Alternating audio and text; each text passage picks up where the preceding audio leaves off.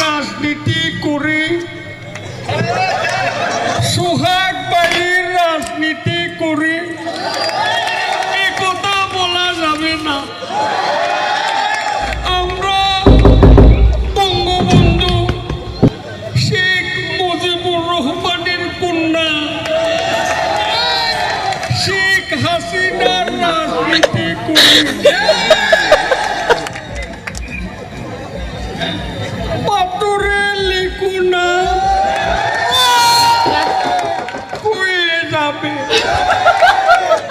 কাগজে লিখু